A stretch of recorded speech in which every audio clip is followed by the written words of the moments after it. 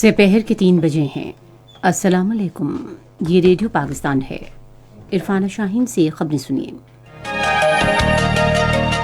اہم خبروں کا خلاصہ۔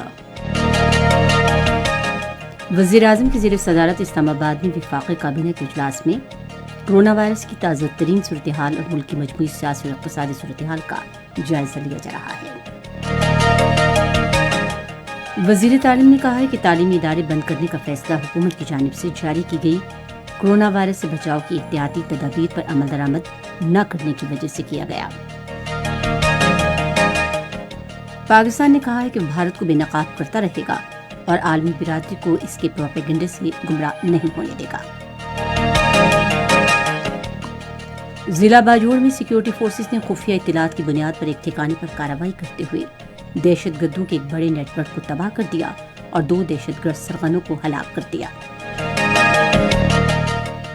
انسدادی دہشت گردی کے محکمے نے آج CTT پولیس اسٹیشن لاہور پر دہشت گرد حملے کی کوشش ناکام بناتے ہوئے ایک خودکش حملہ آور کو ہلاک کر دیا۔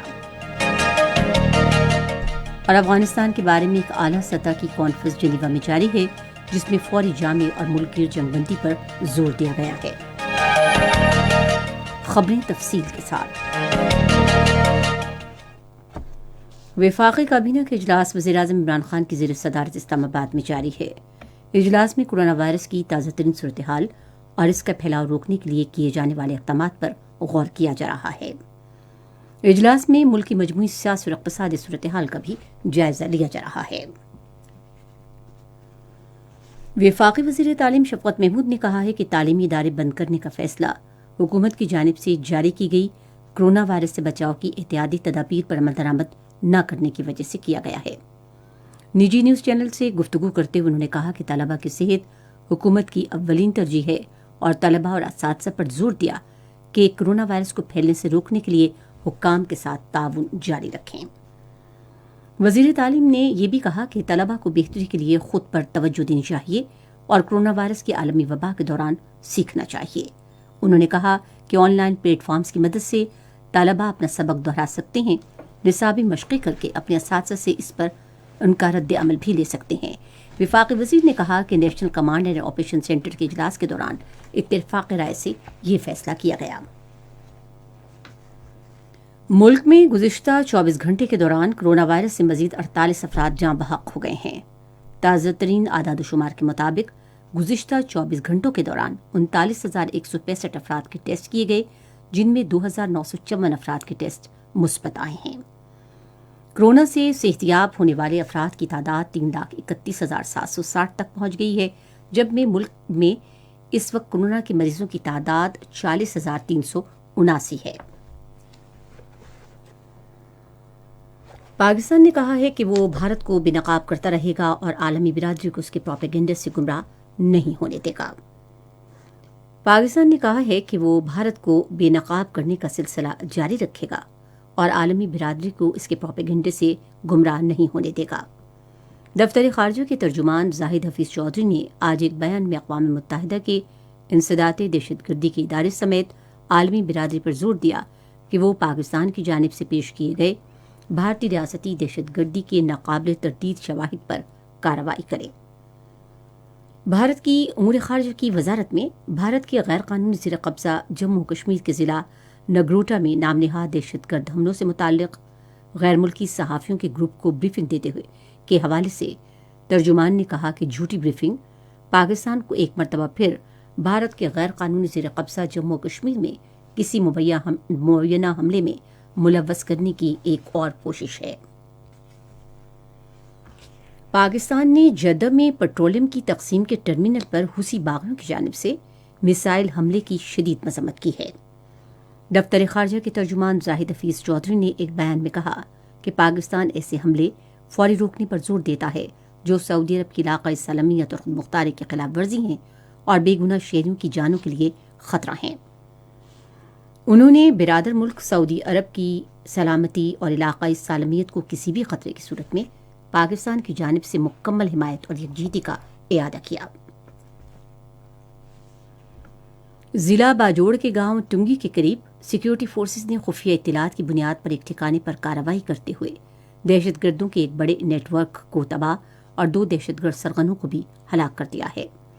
پاک فوج کے شعبہ تعلقات عامہ کے مطابق سیکیورٹی فورسز کے ساتھ مقابلے میں دہشت گرد سرغنے زبیر اور عزیز الرحمان عرف فدا مارے گئے۔ وہ قانون نافذ کرنے والے اداروں، سرکاری افسران اور بے گناہ شہریوں کے خلاف دہشت گردی کے کئی واقعات میں ملوث تھے۔ یہ نیٹ ورک پاکستان کے مختلف علاقوں میں دہشت گرد سرگرمیوں کو مدد فراہم کر رہا تھا اور سرحد پار سے بھارتی خفیہ ادارے را کی حمایت یافتہ اپنی قیادت سے براہ راست احکامات بھی حاصل کر رہا تھا۔ انسداد دہشت گردی کے محکمے نے آج C T D police station Burki road Lahore میں ایک دہشت گرد حملے کو ناکام بناتے ہوئے ایک خودکش حملہ آور کو ہلاک کر دیا۔ انسداد دہشت گردی محکمے کے ترجمان کے مطابق دہشت گرد نے اس وقت فائرنگ شروع کی جب پولیس اسٹیشن پر داخلے کی کوشش کے دوران اسے اپنی شناخت کرانے کا کہا گیا۔ سیکیورٹی اہلکاروں نے جوابی کارروائی کرتے ہوئے حملہ آور کو موقع پر ہلاک کر دیا۔ حملہ آور نے خودکش جیکٹ پہن رکھی تھی جس میں 2 دوستی بم اور ایک پسٹل تھا۔ بم ناکارہ بنانے والے اسکواڈ نے خودکش جیکٹ کو ناکارہ بنا دیا۔ یہ خبریں آپ ریڈیو پاکستان سے سن رہے ہیں۔ مرغزہ چڑیا گھر کے واحد ہاتھی کاوان کو کمبوڈیا کے حوالے کرنے سے متعلق آج اسلام آباد میں ایک الوداعی تقریب کا انعقاد کیا گیا۔ اس موقع پر مہمان خصوصی صدر عارف علوی نے اسلام آباد ہائی کورٹ کے فیصلے کو سراہا جس میں ہاتھی کاوان کو بیرون ملک قدرتی ماحول میں منتقل کرنے کی ہدایت کی گئی تھی۔ صدر مملکت نے کہا کہ لوگوں کو کاوان کے ذہنی دباؤ کو سمجھنے میں کافی وقت لگا۔ انہوں نے امید ظاہر کی کہ ہاتھی قدرتی ماحول میں زیادہ اطمینان محسوس کرے گا۔